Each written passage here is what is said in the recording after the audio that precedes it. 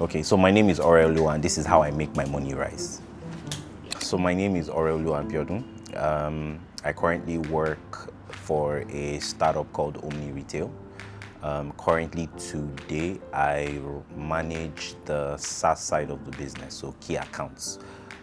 So I manage my team and I manage solutions deployment, customer success, requirements development for any of our existing customers and new customers that are also coming on board.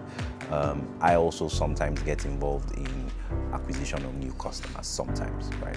It's not my primary responsibility, but I also get involved sometimes in partnerships and whatnot. Some of my customers are like all the top FMCG companies in Nigeria.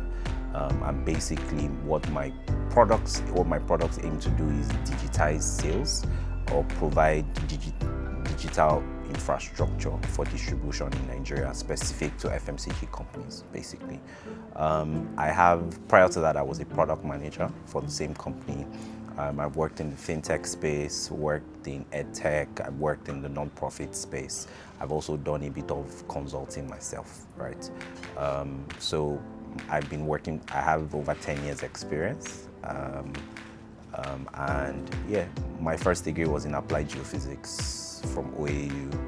And compared to what I'm doing today, it's something totally different.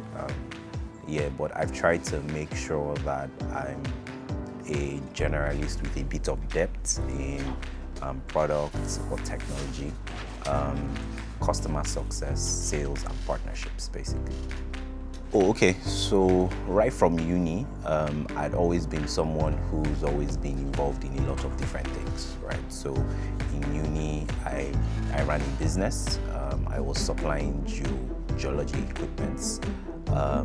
Then I had a lot of older friends, and I was like, oh, I wanted to do something a lot more than school. So I got involved in a couple of things. So in uni, my friends and I were planned something called, in OAU then called Beyond Ife. So I was on the planning committee for Beyond Ife from my second year till my final year. And what was Beyond Ife? It was a pre-employment and job training program that happened in Ife then. And it was majorly funded by alumni and a couple of other partners. I did that consistently year to year, planning that, working with various partners. And also I was a campus ambassador for various FMCG companies. So for Unilever, my friends and I competed in Unilever Idea Trophy. So Unilever Idea Trophy then used to be like a business event organized by Unilever pan-Nigeria and globally. So we came third in Nigeria. So we're campus ambassadors for Unilever for a bit. We organized some events for them on campus. I also did something for Procter & Gamble as well on campus, where you just like organize some events and just represent their brand, right, at one point or the other in uni. Subsequently, I got involved in digital marketing with my friend. We were offering like digital marketing services to various small businesses. At the same time, I then got involved with a non-profit called Voluntary Service Overseas. So basically what we did then was I volunteered with volunteers from the UK and Nigeria, where we worked in rural communities to provide like trainings, back to school programs, agri programs, and just basically try to do various community development programs, right? And the funniest thing was, before I finished uni, I'd already gotten an internship with a seismic acquisition company in Lekki. So the plan was I was going to eventually transition into being like a seismic geophysicist. So basically what you do is you go on ships, you acquire seismic data from oil sites and whatnot. And that was like the goal, right? Long-term goal. All these other things were things that I did apart from my education to kind of like make sure that I'm abreast, make sure that I'm gaining experience and whatnot. Ultimately, I didn't take that job because I remember I went to the office. I was supposed to start that internship and double as the PA. But what they were offering it wasn't enough to cover like my transportation. And I was already making more than that, right? From all the side gigs and digital marketing things I was doing. So I didn't take it, and I just decided to volunteer. So I volunteered with that nonprofit for about 2.5 years. After that, I then started working for a consulting company called Crave Daniels. It was run by a couple of alumni from OAU. So I just saw the application and I applied. And there I started working like as an entry-level business analyst. I worked there for about 3 years. Basically did market research. So for like my first 1 year, I was doing market research strictly. Then I then transitioned to doing leading teams basically. So I did market research for startups in Nigeria and across the world. Worked on business plans, pitch decks, learned how to do financial models, and just basically did a lot of business analyst work, right? And I'd done that for about 2.5 years, and I was trying to decide what was next, right? What exactly do I want to do next? And eventually I found products, right? Building technology that would drive the growth of businesses. So in the company then, I had a senior colleague called Shegun Allen, who was already a product manager, and I reached out to him to try and guide me and also kind of like give me some direction. He put me up on some courses. I did like watched some UI UX videos on YouTube. But fortunately for me, the company had a product management gig or had a project that was product management related. So I was on that project as well. So he put me on that project and he made sure that I got involved with that basically. And basically it was building a verification tool for a top bank in Nigeria. So we got involved in like that hackathon. I did that for about a few months while doing my day job, but I was on that project specifically, and I gained a lot of experience doing that. Then someone told me about Dufuna. So there was a school called Dufuna that was sponsored by UK Nigeria Tech Hub then, and they had like various trainings. And in 2020, during the COVID time, I got involved. I got on their product management track and I did that course, and it amplified my product skills. And I worked for my company at that point in time, started doing like a couple of other product gigs and whatnot. Worked on a product called Easy Finance, which has transitioned to what is called Shekel Mobility today. And subsequently, I left that company and I worked with Edukoya, right? So I worked on the MVP for Edukoya. I did that for about 6 months. Then I moved to OmniRetail today. And I've been in OmniRetail for the past 4 years. Worked in products for about 2.5 years strictly, where I grew quickly through the ranks. I was mentored by a lot of people within the organization, and I learned a lot. And from there, I did a couple of things around growth because I had experience from my business analyst experience came in handy. Did a bit of things where I pitched the product to various manufacturers. I worked with salespeople within the company, and I've grown to where I am today. Some of the things I've also done, I've done a couple of other things. So I don't know if you've known a startup called Nguvu Health. I did partnerships for them for a bit, off part-time.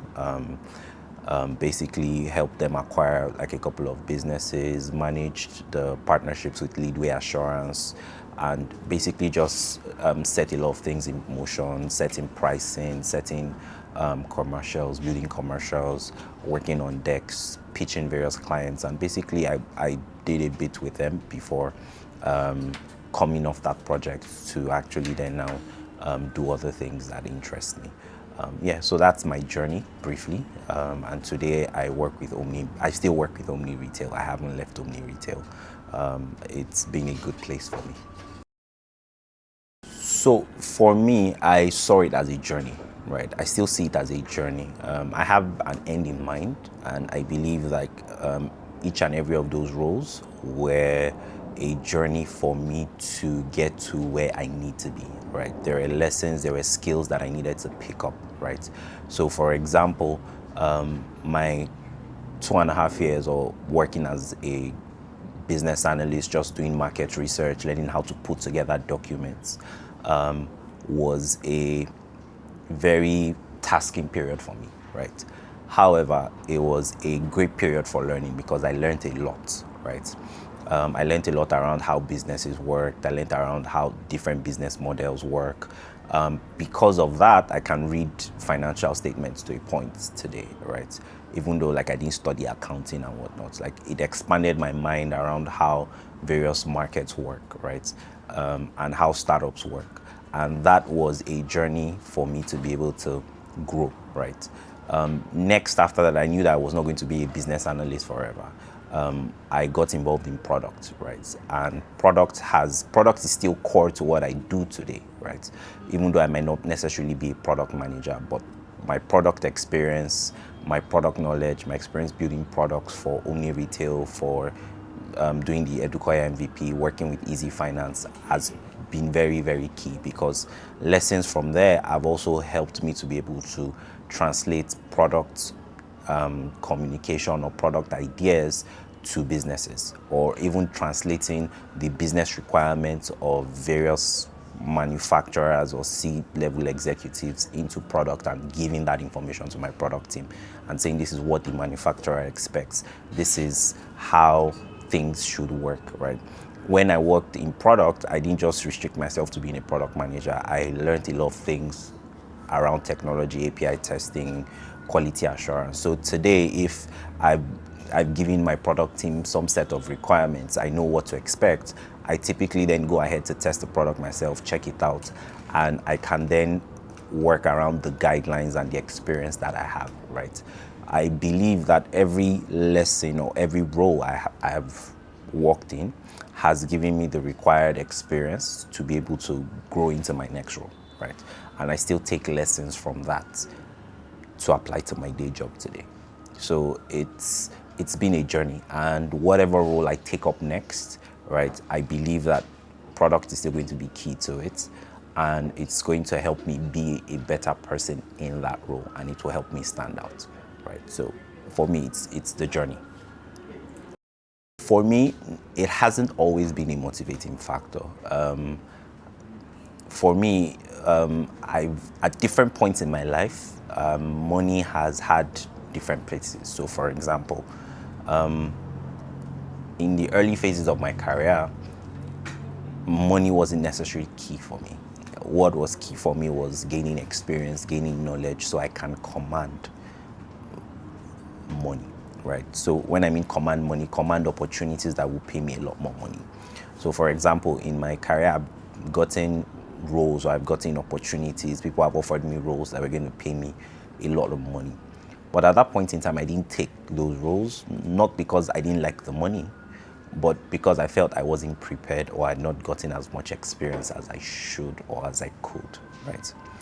Today, I currently out earn a lot of what those offers were, but I have a lot more experience. And if I were to get some of those opportunities again, or those opportunities come, I command a lot more now because I've grown a network, I've grown experience. Like if you ask me things, I would literally start counting, telling you real life examples of scenarios or how I've solved problems within that space, right? And it helps me to command a lot more. I'm in a phase where now money is a deciding factor for many of the things that I would do, but early on, not necessarily. Like I volunteered for 2 years without earning income from the volunteering job, right? I had other side things maybe that I did on the side. There was even a time where I wasn't earning any income, right? But at that point in time, I didn't need much to live, right? I was a young guy that was just interested in just touring Nigeria and just giving back and doing some work, right?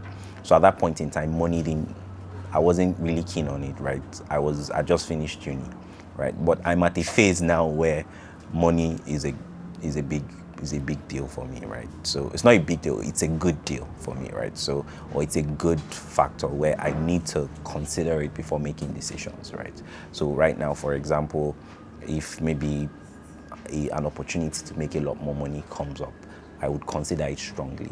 Prior to now, I would just be like, that can wait. But I think I'm at that place where money is a good lever to be able to drive me to make some of those decisions that I need to make.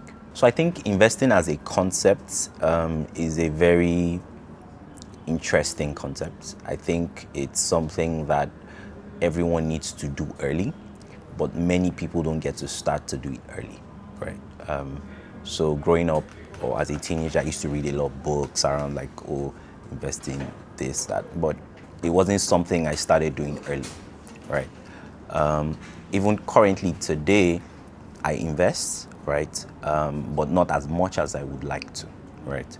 But I'm in a stage where I know I need to ramp it up because I'm currently I feel like I'm about to enter one of my peak earning years, right?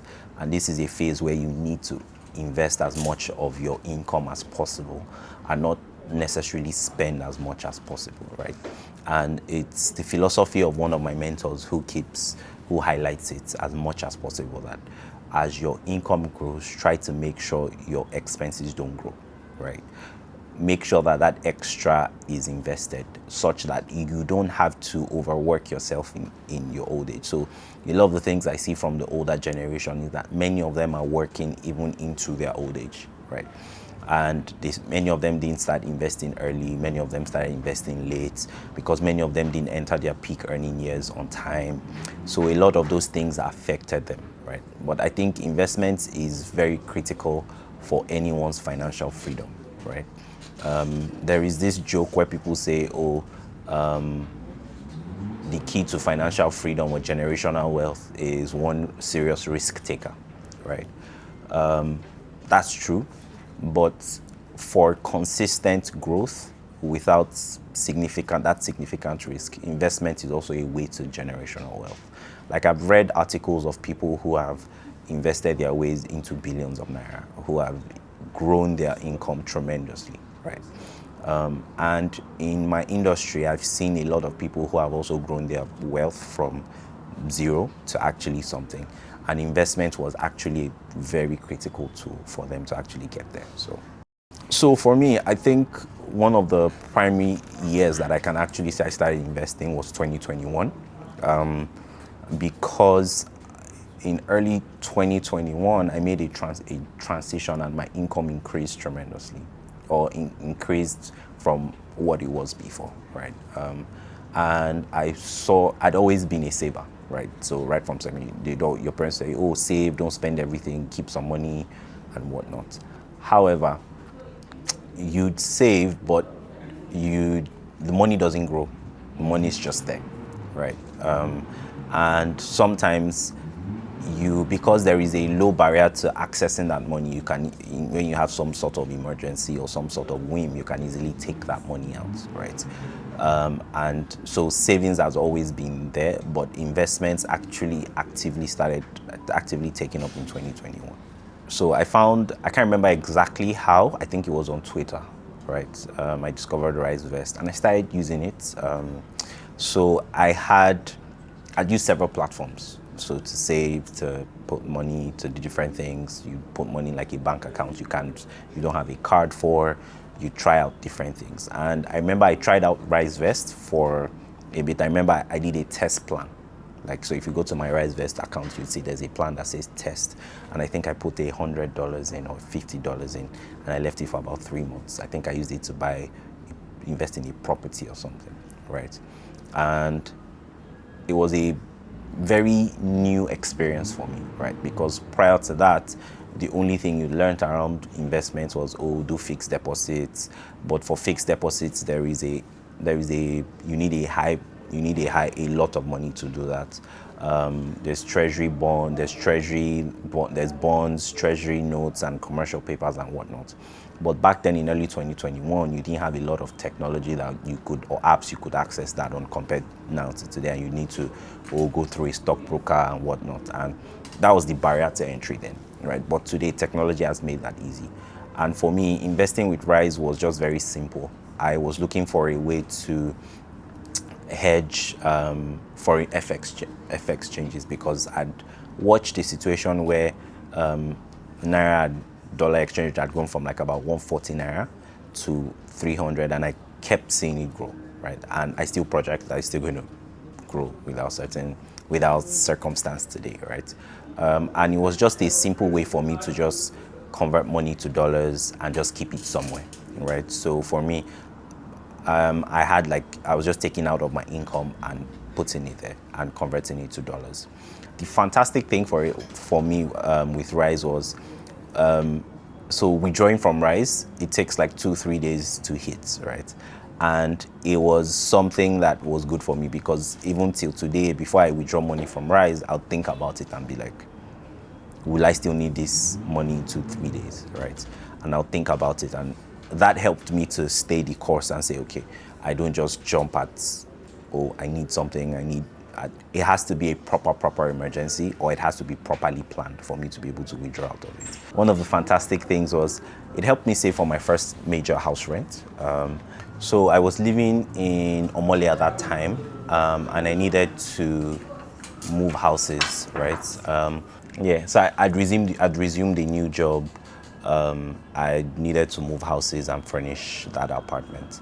And at that point in time, I think I had about 700,000 naira in my Rise because I'd converted the money into dollars and it had grown considerably.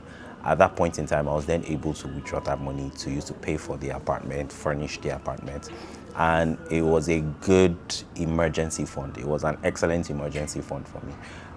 That's a primary testimonial of my experience using Rise for me, because I was able to tell people, I'm able to tell anyone that I could consistently accumulate that amount without having to stress. And it wasn't just the savings, it was also the return, because I was able to use it to hedge FX devaluation at that point in time. And it was an excellent experience for me. Today, I'm working on doing a couple of new plans on Rise. So one of the things I want to do is I want to start one for my wedding. I'm not getting married yet, but I listened to a podcast. I think there was a podcast that your CEO was on, AK was on. So one of the other things that I also experienced from Rise is like the value-added things, like the podcast. There was a time you guys did something on exports. Yeah, but I wasn't at that, but I was able to like read something around that. But the podcast was great for me. And that podcast made me realize that, okay, like I actually need to start saving in dollars for my wedding. Although I'm not married yet, but it's something that I'm working towards.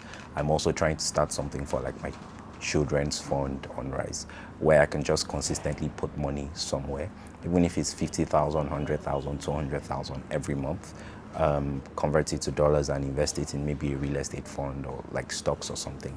Just to have it there where for the next 3-4 years I can actually grow it, such that when the time comes, I don't need to start running around trying to raise money.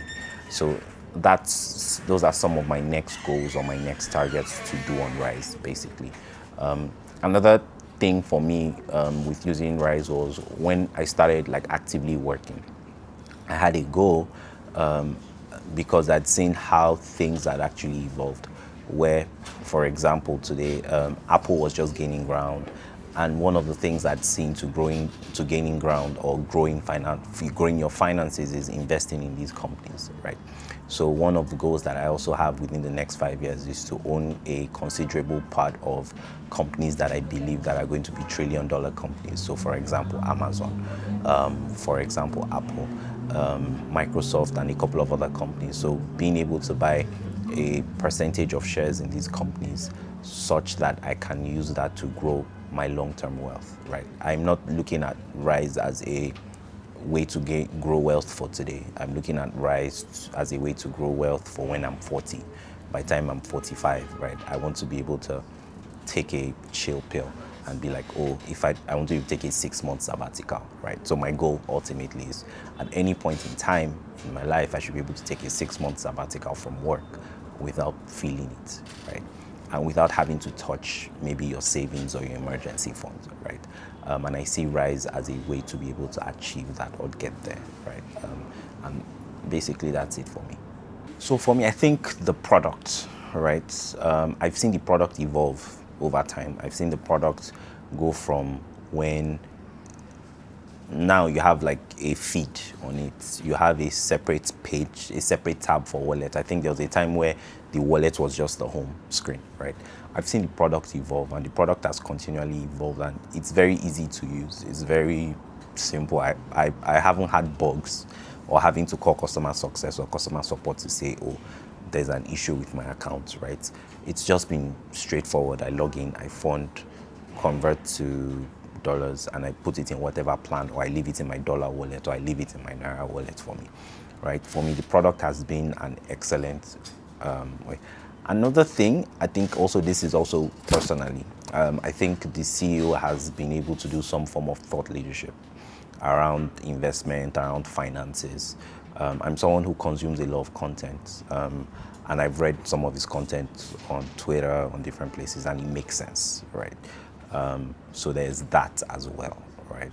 And consistently, Rise has been able to build a reputation of being a very solid platform. So one of my mentors speaks heavily and highly of Rise as a very solid company, right?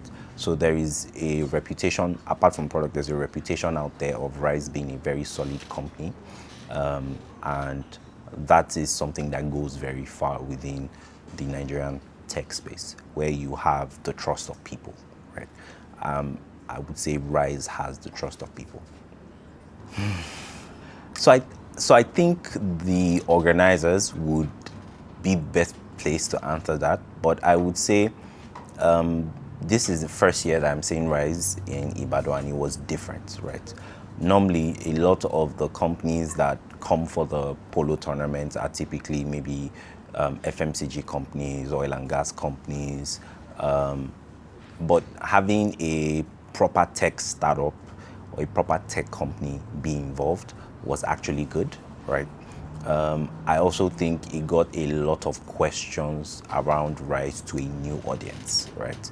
So a lot of the audience there might not know about Rise, because I know a lot, like for example, my dad was Rise, right? My mom was Rise, right? But a lot of the social members of the club would start asking questions around what's Rise and whatnot. And I think it was good to have that breath of fresh air of a different type of company, or a different generation of company at that event. And I also think having you guys, so I know you guys had a match, right? Having like a match also then raised awareness a lot more, right? So if you notice, a lot of my friends, a lot of the young people at that event or at that tournament knew about Rise. They had Rise accounts, right? But a lot of the older guys, not so much, because they're like, oh, what's Rise? They would rather think about, oh, let me call my stockbroker, let me do this, let me do that, right? So it kind of exposed Rise to a new generation of people, or a new generation of audience. So there's that. So I would say that one of the things that Rise, I think, can improve on, or can continue to work on, is number one, the financial literacy part of it, or the added service part of it. So like the podcasts, those things drive engagement, drive awareness, get a lot of people involved, and you can then plug Rise through that. I've recommended Rise to different people, basically on, oh, okay, you can invest in stocks here, you can do this here, you can do that here, right? I also think Rise is on a path. So I'm a product person, so I know that Rise is on a path to adding a lot of new features. So for example, I've seen the part where you can connect your US bank accounts to your Rise. You can fund from your US bank account. Rise had cards at a point in time. So I know that some of the general requests that people will have and say, okay, I want to be able to fund Rise from my domiciliary account, or I want to be able to transfer funds from Rise to my domiciliary account, I want to be able to make payments from Rise, are things that are in the pipeline, and some of them might have regulatory requirements. That's why it's taking a lot of time. So I'm not too heavy on that, because I trust that the product will continue to evolve based off the needs and feedback from your customers and your users, right? But other things you can do maybe a lot more value-added services of like, oh, doing content and whatnot, because it goes far, and it also might be able to expose you to a larger audience. There's a new generation of people, right? Off the top of my head, you can do something maybe like Rise Kids, for people to be able to invest for their children or invest for their kids. Yeah. So pushing out content around some of what you do, basically, I think would go a long way, and making it educational, informational, basic, yeah. So like a 9, yeah. So I'm your, the one is for me, right? But I'll say a 9. So I'm a I'm someone who, on your net promoter score, I'm one of those people that would highly recommend you. So you're on the top of my NPS. So I would definitely recommend you. I've recommended you to many people, and yeah, it's something I'd continue to do. So this is cliche, but I'd say believe in your dreams and follow your dreams. Work hard though, and let your dreams be realistic. Simple.